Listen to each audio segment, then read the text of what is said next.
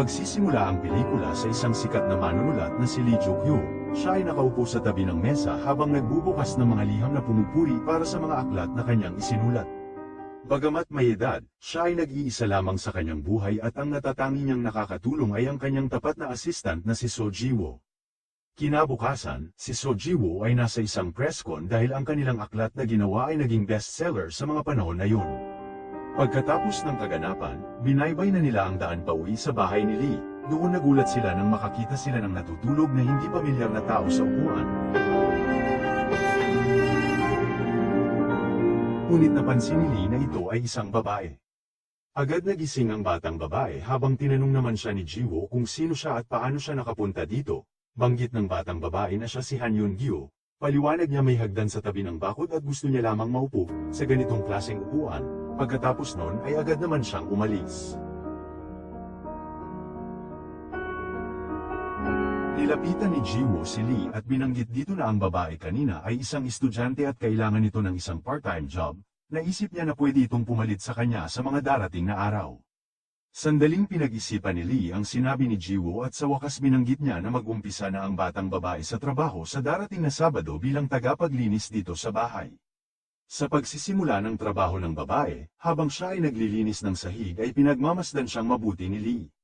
Sa silid hindi sadyang matatabig niya ang mga libro nito, dahilan naman para tulungan siya ni Lee habang sinasabing ayos ka lang ba at nagpatuloy pa siya ng ibang gawain. Nilinisan niya ang bintana habang naruroon ang matanda at nagsimula siyang magkwento tungkol sa kanyang sarili, samantala nakikinig lamang si Lee habang nagsasalita ang batang babae. Napansin niya sa kwarto ni Lee na marami ang mapurol na lapis, nag-alok siya na patulisin ang mga ito, ngunit sinabi ng matanda na hindi na kailangan at sadyang nakakalungkot lang ang matutulis na lapis. Doon napaisip ang babae kung ano ang ibig nitong sabihin. Nang maggabi, ipinaliwanag ni Lee ang tula tungkol sa mga matutulis na lapis at sinasabi niya kung bakit ito nakakalungkot, dahil ang tunog ng pagtasa ng lapis ay nagpapaalala sa kanya ng pag-iyak na ginagawang parang luha ang mga nahuhulog na bahagi nito.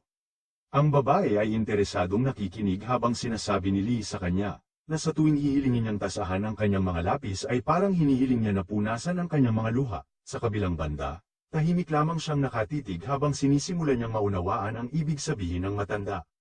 Kinabukasan, sa klase ng babae ay pinag-iisipan niyang mabuti ang mga sinabi ni Lee sa kanya. Sa gitna ng maulan na gabi, nagpunta siya sa tahanan ni Lee habang tumatawag siya mula sa labas para makapasok. Pinatuloy naman siya ng matanda.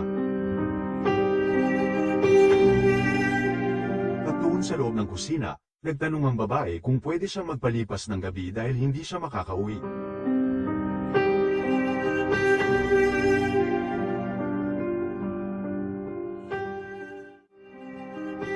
Sinabi sa kanya ni Lee na magpalit na siya ng damit sa kanyang silid. Ipinahiram ni Lee sa babae ang ilan sa kanyang mga damit pagkatapos ay pinatuyo niya ang uniforme nito. Nang si Yoon-gyu ay nasa kama, sinabi niya dito sa matanda na naalala niya ang isa sa mga tula nito habang nasa kanyang huling pagsusulit pero masyadong abala si Lee sa pagpapatuyo ng uniforme. Samantala sa mga oras na yun, siya ay humiga at nagsimula siyang magkwento tungkol sa kanyang ina. Habang siya ay nagsasalita, tinitingnan naman siya ni Lee ng ilang pasimpleng sulyap, doon dahan-dahan naman ang babae itinaas ang kanyang mga binti. Nang matapos niya ang kanyang kwento, tinanong ni Yoon-gyu si Lee kung gusto niya ba ang kanyang nakikita. Sa gulat ng matanda sa kanyang narinig, nailaglag niya ang hawak nitong uniforme, at doon mapaglarong pinagtatawanan siya ni Yoon-gyu bago ng gabing yun ay natulog lamang silang dalawa. Nang mag-umaga, nagising si Lee at nakita niya si Yoon-gyu na nakahiga malapit sa kanyang baywang. Mula doon mapapansin niya ang tattoo nito sa dibdib.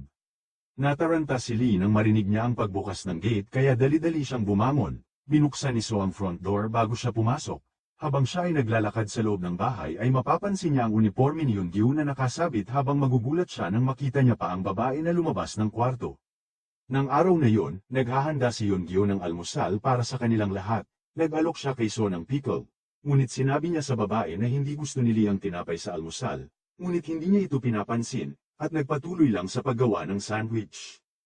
Inabot niya kay Lee ang tinapay na labis nitong ikinagulat.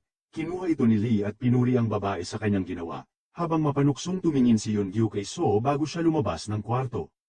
Ngayon na nag-iisa na lang si Lee, nilapitan siya ni So para ipaalala sa kanya na si Yeongyu ay isang high school student lang. Sinabi ni Lee na alam niya ito at pagkatapos ay nagtanong kung ano ang mali. Ngunit nakaupo lang si So at wala nang binanggit na kahit anong salita. Tinanong ni Lee si Yeongyu tungkol sa kanyang tattoo, ngunit nilinaw niya na henna lang ito. Nang maglaon sa kakahuyan, nag-hiking ang tatlo nang biglang sabihin ni So kay Yeongyu na pwede na niyang ihinto ang pagpunta sa bahay ni Lee. Ngunit ipinagkibit-balikat lang siya ni Yeongyu at sinabi sa kanya na mula ngayon ay 2 beses na siyang pupunta kada isang linggo. Napatigil si So sa sagot ng babae habang tinitingnan niya na lang si Yeongyu na hinahabol si Lee, bago hinawakan nito ang braso ng matanda at sabay silang dalawa na naglakad. Nang hapon ding yun, nagtungo si Yeongyu sa bahay ni Lee para sabihin na lalagyan siya nito ng henna. Bagamat sinubukan ni Lee na tumanggi sa una, sa huli ay pumayag siya sa panghihikayat ni Yeongyu at pumasok ang dalawa sa loob ng kanyang bahay.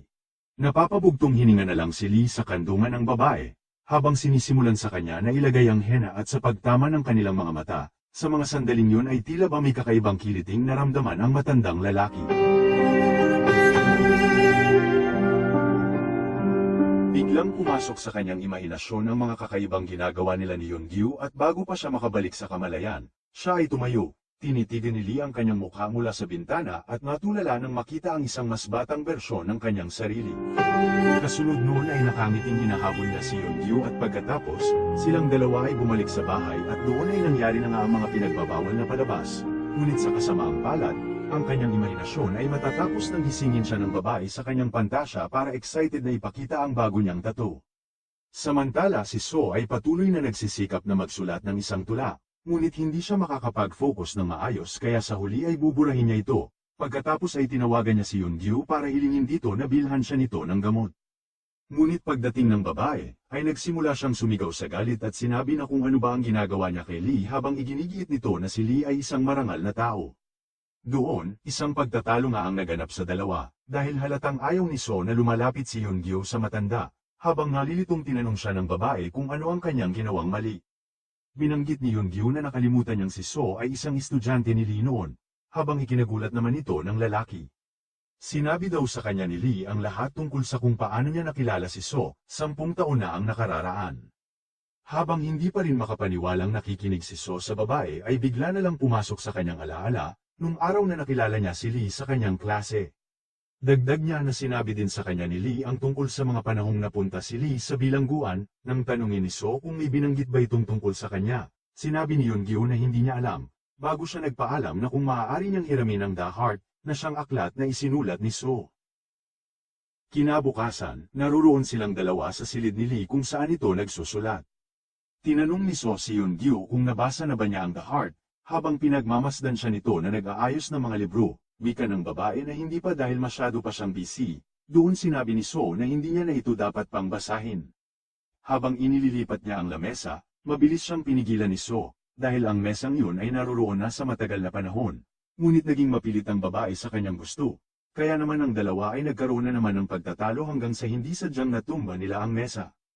Kasabay naman noon ay narinig ni Yeongyu si Lee na paparating, kaya nagmamadaling pinuntahan niya ito para batiin. Dahilan para maiwanang mag-isa si So sa silid at nang buksan niya ang mesa ay nakita niya ang tula ni Lee para kay Yeongyu. Nang Maglunes, may hapunan si Lee kasama ang ilan sa mga opisyal ng museo. Nagtanong ang isa sa mga opisyal na nagngangalang Mr. Park tungkol sa batang babae sa tula ni Lee. Bilang tugon tumayo lamang si Lee para ipakita ang henna na tattoo na iginuhit sa kanya ni Yeongyu. Sa bus stop, sinundo ni Lee si Yeongyu, at mukhang tuwang-tuwa na nagkita ang dalawa. Pumunta sila sa isang restaurant para kumain at doon sila ay nagbibiruan at nag-e-enjoy sa kanilang oras na magkasama. Samantala, sa silid ni Lee, muling palihim na binasa ni So ang tula ni Lee para kay Yeongyu. Pagkatapos magbasa, napasandal siya at napabuntong hininga ng husto habang nakapikit ang kanyang mga mata at mukhang hindi pa rin siya makapaniwala. Isang gabi, habang nasa garahe si Lee, biglang dumating si Mr. Park para sabihin sa kanya na gusto nilang i-display sa kanilang museo ang manuscript ni Lee. Sa tuwa siya ay sumang-ayon. Sa gitna ng kanilang usapan ay nabanggit din ni Mr. Park ang tungkol sa tagumpay ng kanyang assistant na si So, dahil sa bago nitong labas na libro. Nang tanungin ni Lee kung ano ang pamagat nito, ay labis niyang ikinagulat nang sabihin ng lalaki na ang libro ay may pinamagatang Yeongyu. Nang marinig naman ito, nagmamadaling pumunta si Lee sa kanyang silid at hinanap ang kanyang tula tungkol kay Yeongyu. Pagkatapos ay nagmaneho si Lee sa isang bookstore kung saan niya nakita ang sulat na libro ni So habang doon ay labis na naman siyang nagulat. Kinabukasan, kinumprante ni Lee si So tungkol sa kanyang ginawa, ngunit sinubukan ni So na mga tuwiran na hindi niya maaaring hayaang nasa loob lang ng mesa ang tula ni Lee tungkol kay Yeongju at banggit niya na kailangan niyang ipaalam sa mundo ang tungkol dito. Tinawag niyang magnanakaw si So, ngunit sinagot siya ni So na si Lee ang gumawa sa kanya kung ano siya ngayon, nang palihim na isinulat ni Lee noon ng The Heart na libro para sa kanya, ngunit para kay Lee ito ay sweldo lamang ni So. Dahil maaaring walang talento si So, ngunit pinananatili niya ito bilang kanyang assistant, kaya ito isinulat ni Lee para sa kanya bilang regalo. Naging madamdamin nga ang tagpumakapit sa mga oras na yon, at sa gitna ng kaguluhan sa pagitan ng guro at estudyante ay bigla naman darating si Yeongju at makikita silang dalawa. Sa takot ay tumakbo si Yeongju palayo sa kanila, habang doon pa lamang nahinto ang dalawa sa pagtatalo, bago si Lee ay napaupo at iniisip ang mga nangyari. Kinagabihan, bumalik si Yeongju sa bahay ni Lee, sinusubukan niyang pumasok sa harap ng pinto ngunit nakalok ito, kaya lumipat siya sa bintana, naruroon lamang si Lee sa loob habang nagsusumamong tumatawag ang babae sa kanya. Sa kawalan ng pag-asang makapasok, kinuha na lang ni Yeongju ang libro na may title ng kanyang pangalan bago siya umalis sa bahay. Kinabukasan, nang pauwi na si So ay naruroon si Yeongju na naghihintay sa harapan ng kanyang pinto habang hawak ang libro. Tinanong niya ang babae kung nabasa niya ba ito, ngunit nagalit lang si Yeongju sa kanya dahil sa pagnanakaw ng kwento. Humihingi ng paumanhin si So para dito, tinanong din ni Yeongju na kung paano niyang nalaman ang tungkol sa hena ni Lee, sinabi niyang nabanggit sa kanya ito ni Lee, dagdag niya pa na isang ama ang turing niya dito at pinagkakatiwalaan niya ito sa lahat ng bagay bago sila pumunta ng kotse at doon nila natuloy ang kanilang usapan. Doon biglang hinaplos ni So ang kanyang buhok at sinimulan siyang halikan, tila ba ang mahinahon na si So kanina, ngayon ay bigla na lang naging agresibo. Ngunit tahimik lamang si Yeongju at nagtanong kung bakit niya ito ginagawa. Si So ay biglang napahinto bago umalis ang babae ng sasakyan.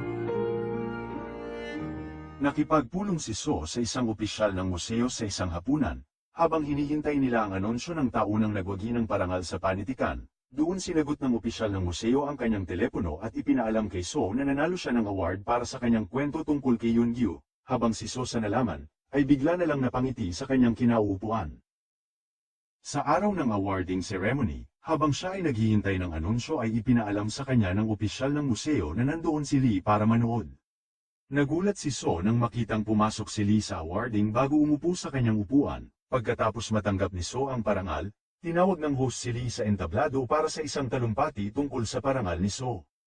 Binigay ni Lee ang kanyang talumpati at pinuri ang kanyang assistant at dating mag-aaral. Isang araw na may nyebe, nililinis ni Lee ang ilan sa kanyang mga bintanang salamin bago pumasok sa isipan niya si Yeongju na nakasuot ng parehong damit ng una niya itong makita. Maya-maya lang habang pinuputol ni Lee ang ilang seaweed strips, ay biglang dumating ang babae na kanina niya pa iniisip at nagpunta ito dahil ngayon ay araw ng kanyang kaarawan. Napansin niyang hindi nasisiyahan si Lee na makita siya, ngunit sinabi ng matanda na natutuwa siya na naririto ngayon si Yeongju. Pagkatapos niyang pagbuksan ito ng pinto ay masaya itong pumasok.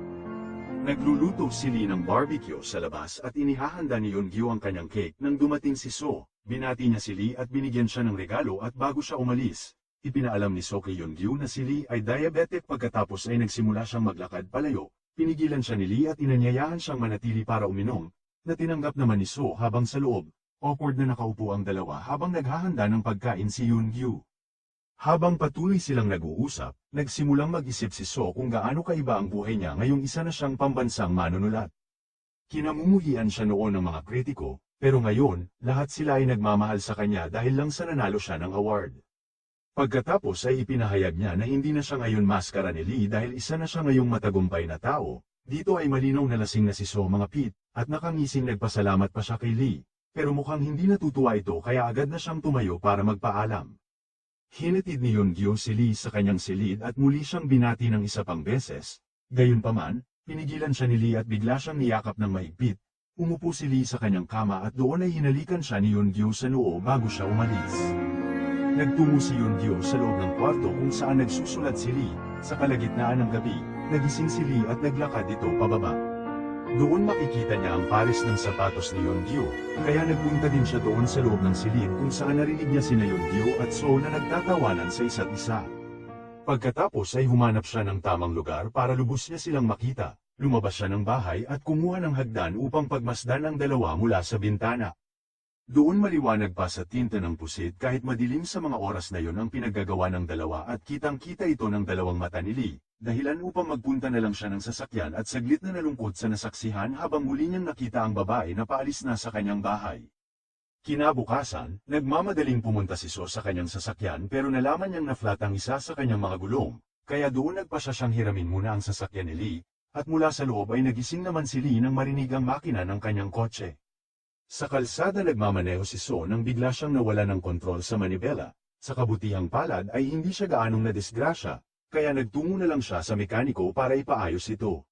Sinabi sa kanya ng mekaniko na sadyang pinaluwag ang makina at naisip nila na ang sinumang gumawa nito ay may layuning pumatay. Nang may pagtataka, nag-drive siyang pabalik sa bahay ni Lee pagkatapos ayusin ang sasakyan. Galit na iniisip ni So kung ano ang sasabihin niya kay Lee sa nalaman. Samantala sa bahay ni Lee, sinimulan niyang sunugin ang kanyang tula tungkol kay Yoon-gyu at isa-isa niyang itinatapon ang mga papel sa apoy. Si So ay nasa kalsada pa rin habang nananatiling malalim ang iniisip at nang subukan niyang mag-overtake sa isang kotse sa kanyang harapan.